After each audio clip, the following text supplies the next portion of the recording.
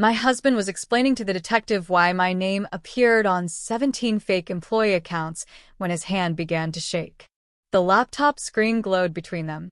Spreadsheets, forged signatures, bank transfers, all laid out like a roadmap of his lies. I watched through the glass of the interrogation room, my oncology appointment reminder still buzzing in my pocket. 30 minutes later, they let him out in handcuffs. He looked right at me.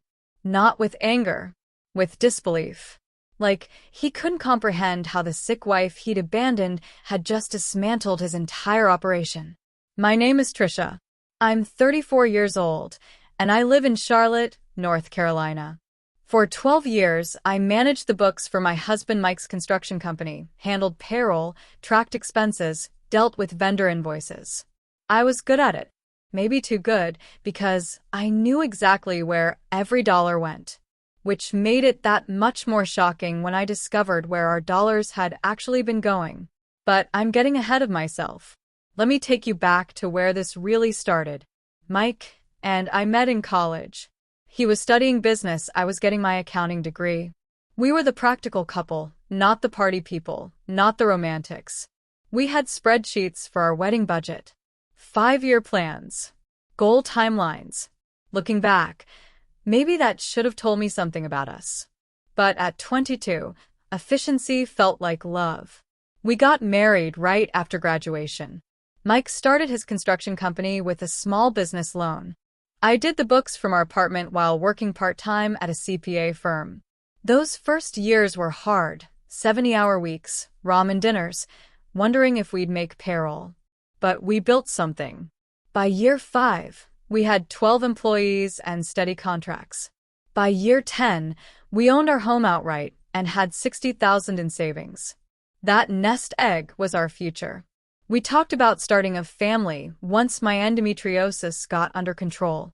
Maybe taking a real vacation, not a long weekend, but 2 actual weeks somewhere. Small dreams, but they were ours.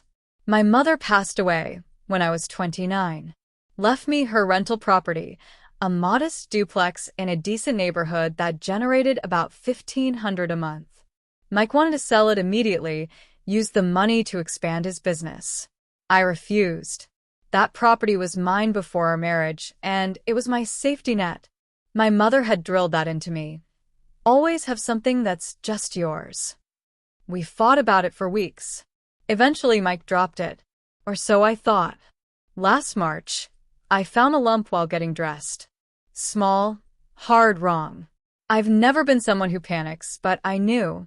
You just know. I called my doctor that morning, got an appointment for that afternoon.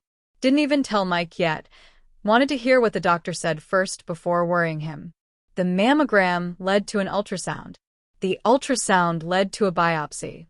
The biopsy led to sitting in Dr. Patterson's office while she explained the words invasive ductal carcinoma and stage 2, and we need to start treatment immediately. I sat in my car in the hospital parking lot for 20 minutes before I could drive. Called Mike 3 times. It went to voicemail. Finally texted, need to talk tonight. Important. He texted back 2 hours later. Working late again. Client dinner. Don't wait up. This was the 4th working late that week. The 7th client dinner that month. But I had cancer, and suddenly those late nights felt different. Felt urgent. When he got home around 11, I was sitting at the kitchen table with a cup of tea I hadn't touched. He looked tired. Or maybe just annoyed to find me still awake. We need to talk, I said. He sighed, setting his keys down. Tricia, it's late. Can this wait? I have breast cancer. The words hung there. I watched his face, waiting for shock, concern, fear.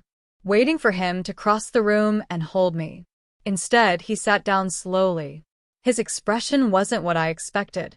It was calculating, like he was running numbers in his head. How bad? He finally asked. Stage 2. They want to start chemo next week. He nodded. Didn't ask questions. Didn't reach for my hand. Just nodded like I'd told him we needed to replace the water heater. Okay, he said. We'll figure it out. Then he went upstairs to bed. I sat at that table until 3 in the morning, and something inside me started to break. The next 2 weeks moved fast. Too fast. I had appointments with oncologists, genetic counselors, surgeons.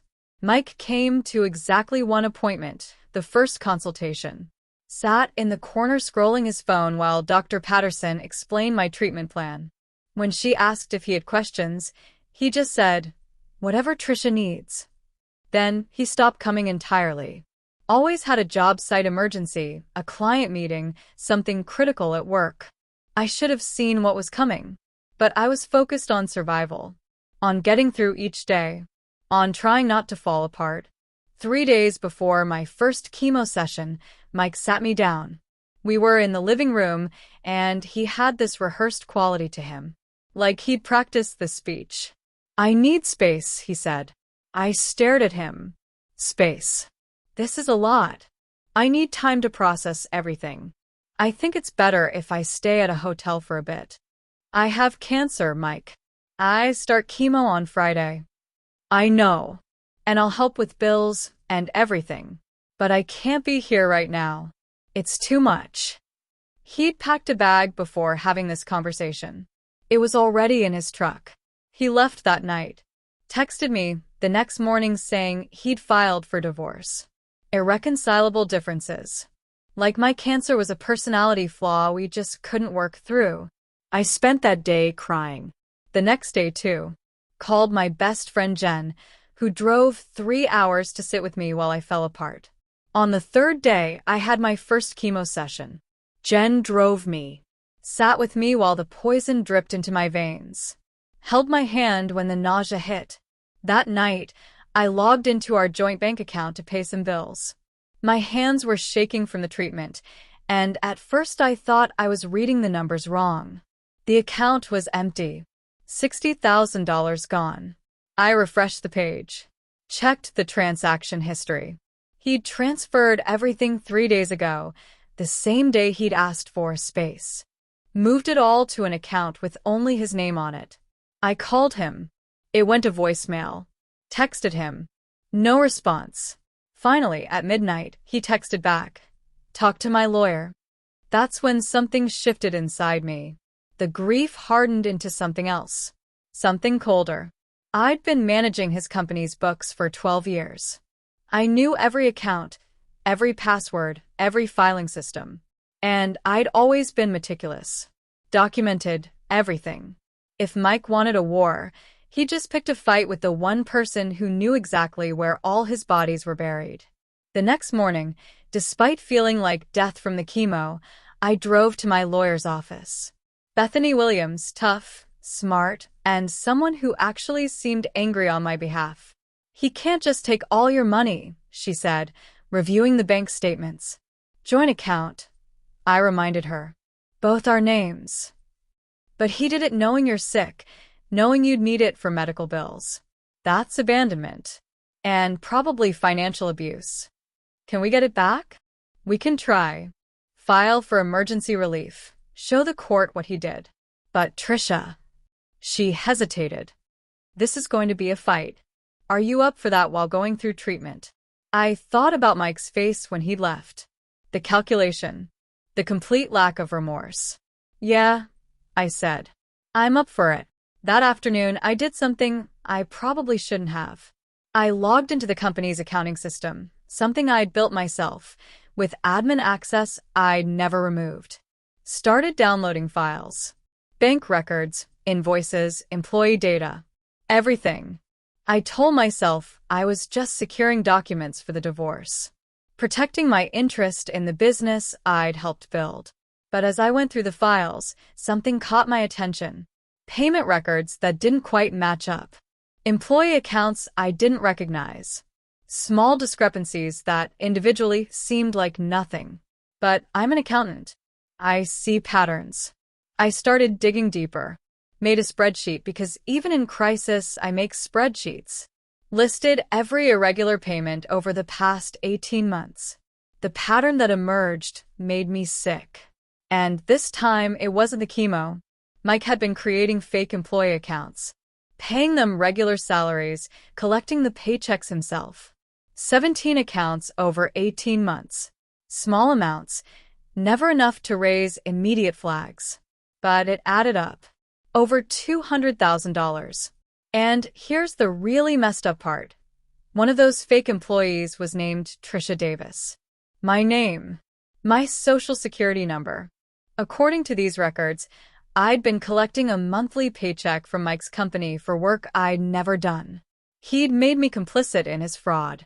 If anyone investigated, I'd look guilty too. I sat there staring at my computer screen, chemo nausea making the room spin, and realized Mike hadn't just abandoned me. He'd set me up to take the fall. But here's what he didn't know. I had something he'd forgotten about. 6 months ago, when Mike had been particularly paranoid about a potential audit, he'd asked me to back up all company files to an external drive. Just in case, he'd said. I still had that drive. Complete records from before he'd started covering his tracks. I could prove these fake accounts hadn't existed a year ago. Could show exactly when each one was created and from which computer. Could demonstrate that I'd been working part-time at a separate CPA firm during the period I was supposedly collecting payroll from Mike's company. I called Bethany back. I need to add some things to our divorce filing. And I think we need to call the police. The next part happened faster than I expected. Bethany brought in a forensic accountant named Richard, older guy, retired from the FBI. He went through everything I'd found with this quiet intensity that was honestly terrifying. This is textbook fraud, he said. And identity theft, using your information without permission. How long has this been going on? The records show it started about 18 months ago. Right around when your mother passed away, Bethany noted. I thought about that. About Mike's sudden pushing for me to sell the rental property. About how angry he'd been when I refused. He needed money, I realized. Must have gotten into some kind of trouble. Needed cash fast. When I wouldn't sell my property, he found another way. Richard nodded. And when you got sick, he probably panicked. Knew you'd need the company records for insurance, medical bills. Knew you'd eventually notice the discrepancies. So he emptied our accounts and ran, I said. Not ran, Bethany corrected. He filed for divorce. Made it look like a normal marriage ending, not a criminal covering his tracks. What do we do? I asked. Richard closed his laptop. We take this to the district attorney. This isn't just a divorce matter anymore. But I had one more problem. Those fake employee accounts had been paying taxes, filing W-2s, looking legitimate on paper. If the authorities investigated, how would I prove I wasn't involved? That's when my phone rang. Unknown number. I almost didn't answer, but something made me pick up. Mrs. Davis? This is Dale Hutchins. I worked for your husband's company. We met a few times at holiday parties. I remembered him vaguely. Quiet guy, did electrical subcontracting work for Mike. What can I do for you, Dale? I heard Mike filed for divorce. And I heard about your diagnosis. I'm really sorry. He paused. Look, this is going to sound strange, but I need to talk to you about something. In person. It's important. We met at a coffee shop the next day. I looked terrible. Had lost my hair, was pale from treatment, barely had energy to drive. Dale was nervous, kept stirring his coffee without drinking it. I don't know how to say this, he started. But Mike's been doing some shady stuff. With the company finances. I know, I said. I found the fake employee accounts. He looked relieved. So, you know about the laundering? The what? He's been washing money through the company. Started small, but it got bigger. Some of it's from side jobs he doesn't report. Some of it. Dale hesitated. Some of it's from a guy named Paulson. Tony Paulson. He's a developer who bids on public contracts. Mike helps him inflate the costs. They split the difference. I felt cold. This was worse than I'd thought. Way worse. Why are you telling me this? Because Mike came to me last week. Said if anyone asked, I should say you knew about everything. That you helped set up the accounts. He's trying to make you the scapegoat. I'm already on one of the fake employee lists, I admitted. Dale nodded. I figured. That's why I'm here. I have emails, text messages, voice recordings. Proof that you had nothing to do with it. Proof it was all Mike. Why would you help me? He looked down at his coffee. My mom had cancer when I was a kid. My dad left 2 months into her treatment. She died alone and broke because he'd cleared out their accounts. He met my eyes. I'm not going to watch someone do that to another person and stay quiet. I started crying right there in the coffee shop. Not sad tears. Something else. Relief, maybe. Or just overwhelming gratitude that in the middle of all this, there was one decent human being. Dale gave me copies of everything he had. Emails where Mike explicitly instructed him to falsify invoices. Text messages about keeping Tricia out of it and having a backup plan. Voice memos Mike had recorded discussing the fraud. Apparently he'd sent them to his business partner for approval, and Dale had access to the shared company cloud. With Dale's evidence, we had everything. The means, the motive, the timeline. And most importantly, proof that I was a victim, not an accomplice. Bethany filed an emergency motion in divorce court, attaching all the evidence of fraud and identity theft. Simultaneously, Richard took everything to the district attorney's office. 3 days later, they executed a search warrant on Mike's company. Seized computers, files, financial records. They also searched the apartment he'd moved into, the one he was sharing with his new girlfriend, Amber, who happened to be his 26-year-old assistant. I wasn't there for the search, but Dale called me afterward. Said it was beautiful chaos. Mike screaming about his rights, Amber crying, cops methodically boxing up evidence. They arrested Mike that same day.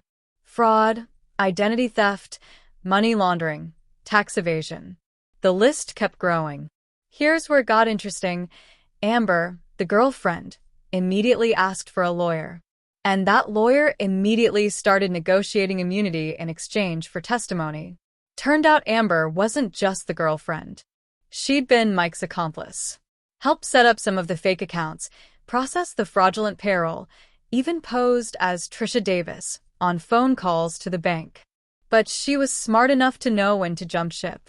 Gave prosecutors everything, more emails, more records, even recordings she'd secretly made because she wanted insurance in case Mike tried to blame her.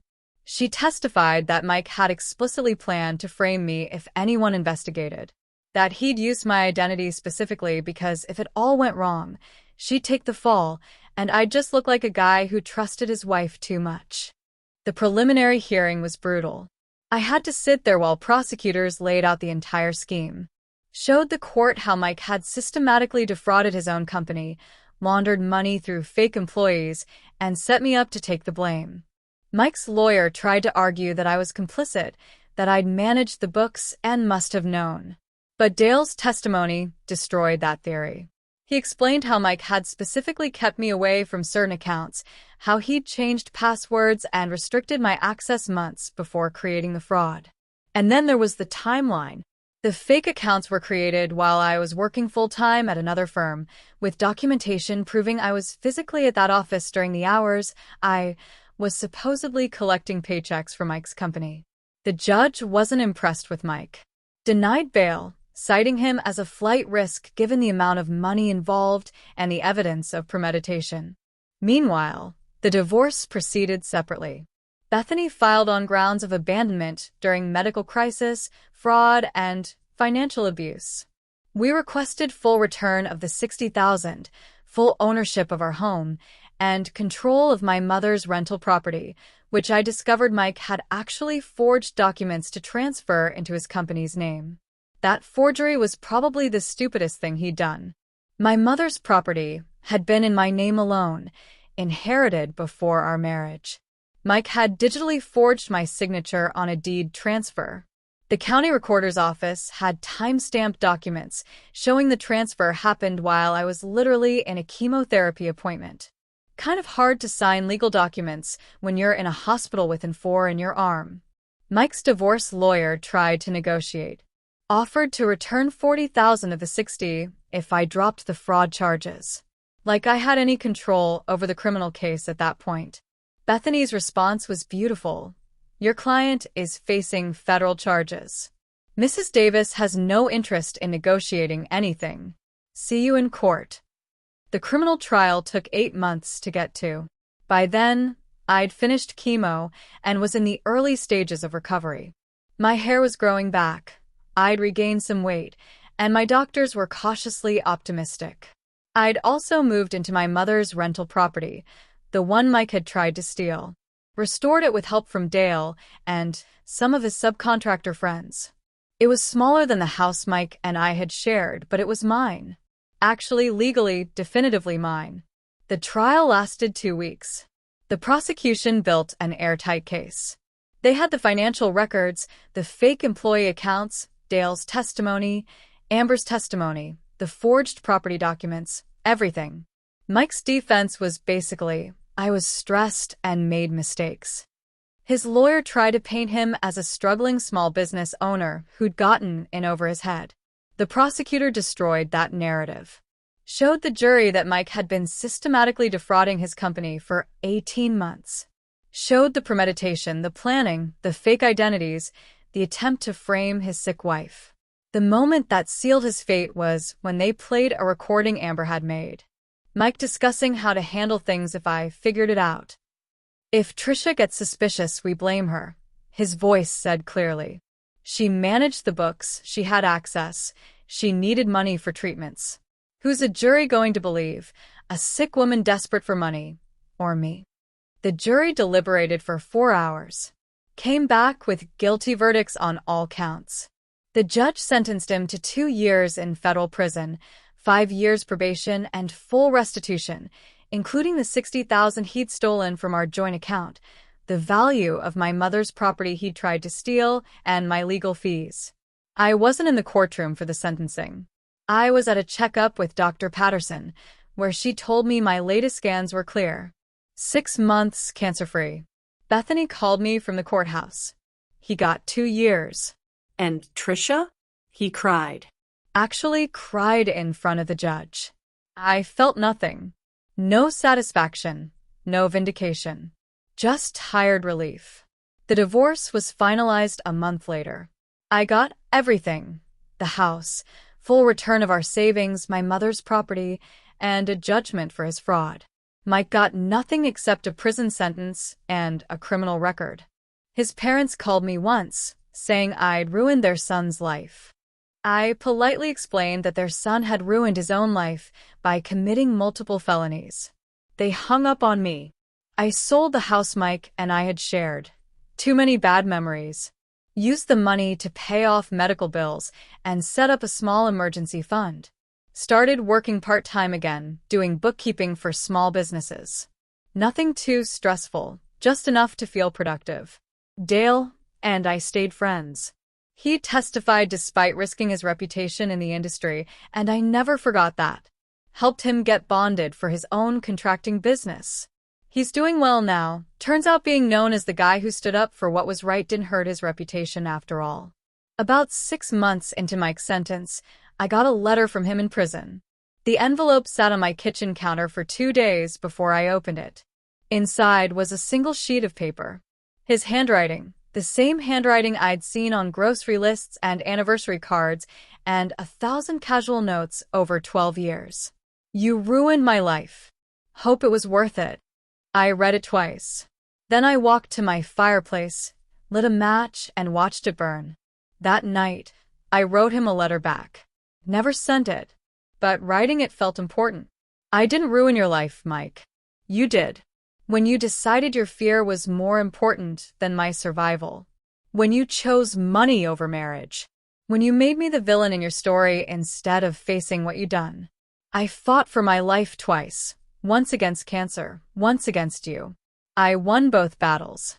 Not because I wanted revenge, but because I refused to let you destroy me. I hope prison teaches you something. I hope you figure out who you became and why. But mostly, I hope you learn that actions have consequences. I survived. That's all that matters. A year after Mike went to prison, I met with a group of women going through cancer treatment and divorce simultaneously. Started as just coffee, with one woman Jen introduced me to, grew into a weekly support group. We'd meet at the library, drink terrible coffee, and talk about the reality of fighting cancer while your marriage falls apart. About the loneliness, the fear, the rage. About finding strength you didn't know you had. One woman asked me once, "How did you do it? Fight cancer and fight him at the same time?" I thought about it. I stopped seeing them as separate battles. They were both just survival. And I'd already decided I was going to survive. Today, I'm 2 years cancer-free. My hair grew back, different texture, but I like it. I'm still living in my mother's rental, working part-time, running my support group, dating occasionally, though I'm in no rush. Learning to trust again takes time. Last week, I got a notification that Mike was released from prison, served 18 months with good behavior. Someone from his family posted on social media about his homecoming, painting him as a victim of a cruel system. I didn't comment, didn't engage, just blocked them and moved on. Because here's what I learned. Some people will never take responsibility, will never admit what they did, will always cast themselves as the victim, even when they're the villain. But their narrative doesn't have to be mine. Mike made his choices. I made mine. His led to prison. Mine led to survival. That's not revenge. That's just consequences meeting decisions. And honestly, I sleep better at night knowing I told the truth, protected myself, and helped put a criminal where he belonged. Not because I'm vindictive, but because it was right. Sometimes the best revenge is simply refusing to let someone destroy you. Surviving despite them. Building a life they can't touch. My mother used to say, "Keep something that's just yours." She meant the property, but I think she meant more than that. Keep your dignity, your truth, your strength. Mike tried to take all of that from me. He failed. And that failure, that's the only revenge I ever needed.